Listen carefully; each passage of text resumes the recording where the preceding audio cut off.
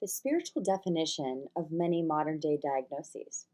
The reason I like to do this for people is make you see yourself or your experience or your symptoms in a whole different way that will take away a stigma and actually empower you.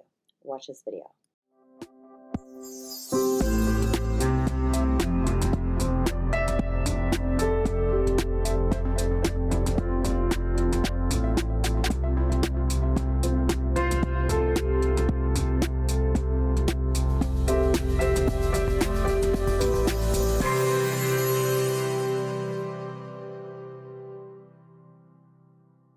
Hello everybody, welcome to my channel. If you're new here, please click the little subscribe button, the bell to receive notifications when I release new videos.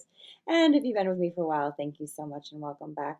I started doing this work over 10 years ago because as a child with a diagnosis of attention deficit hyperactivity disorder at age 7, it really did something to my sense of self. And thank God I had enough inner strength, strong will, to walk myself to a higher understanding after years of having to really fight with a shame identity and really also have an inner knowing of a truth. This is so many of my clients. So many people I've worked with over the last 10 years, would describe themselves as being highly sensitive. And what happens is the highly sensitive person is the one who feels more deeply and takes on the unhealed wounds of not only a toxic or let's say unhealed family, but also an unhealed and toxic society, what I like to often call a narcissistic type system. So the highly sensitive person is the one who feels more, so they're going to act it out more in some extreme. And what I like to say about attention deficit is I really diagnosed it, or let's say spiritually understand it, as attention dialed to a higher dimension. Now, one other thing I noticed in my work and in my years of healing myself and others is I no longer had any attention deficit symptoms and no longer took any medication after the age of 17 when I moved out of my childhood home. The environment we are in is going to either empower us or disempower us. I'm not saying that these diagnoses aren't real. I'm saying there's a different understanding that will help us love ourselves and empower ourselves over disempowerment and stigma and shame. And this is what my book is going to be about this year. So hopefully you'll get on the free waiting list for my book release.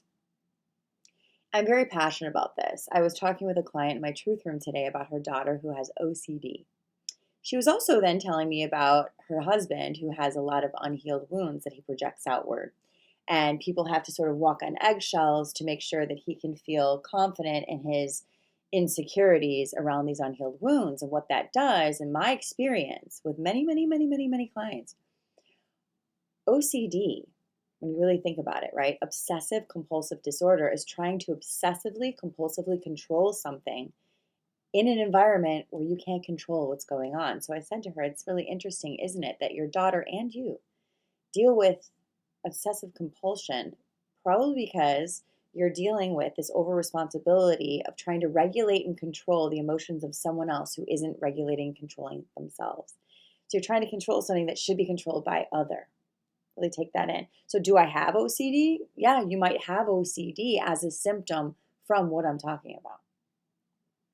I have many clients who wonder if they're borderline. You might have seen my short on YouTube the other day. It went a little viral.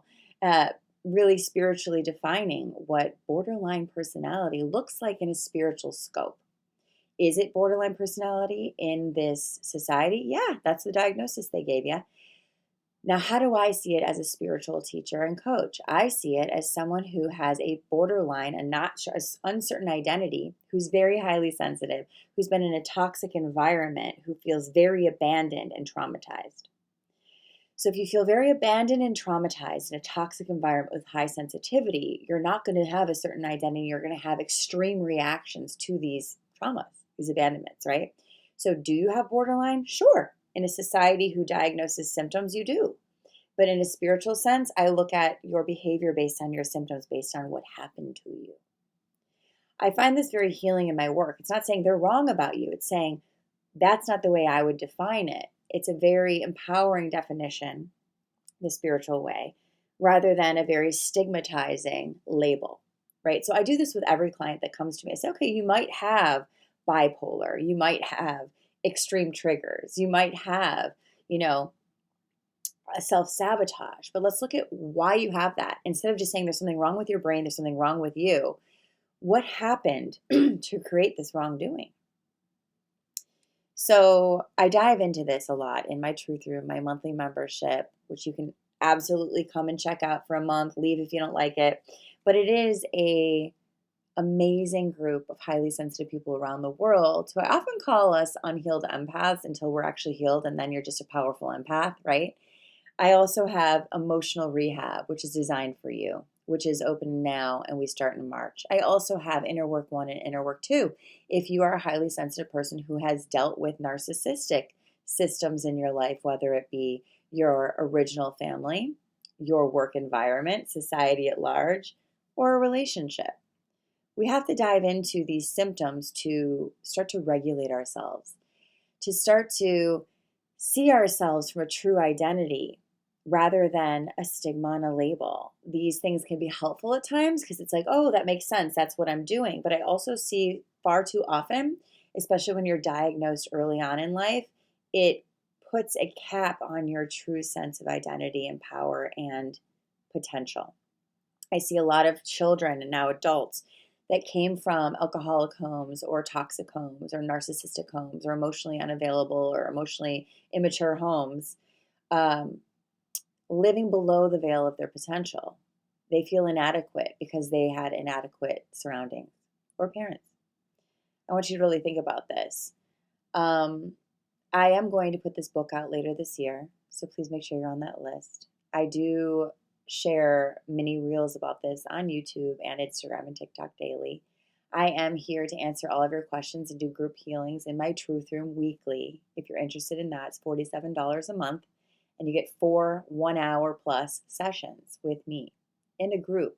What I found in these groups, the small groups are Inner Work, the bigger group is Truth Room. What I find in these groups is miraculous healing happens when you have a community to hold space for you that is a non judgmental place, that is a total collective of validation because everyone's been through what you're going through. I want you to think about really being seen in what's going on with you so you can really see the truth of you. If you have any questions or comments, please message below. Please go to social media if you haven't already and give me a follow and say hello in my DMs. I love you guys, and I'll see you soon.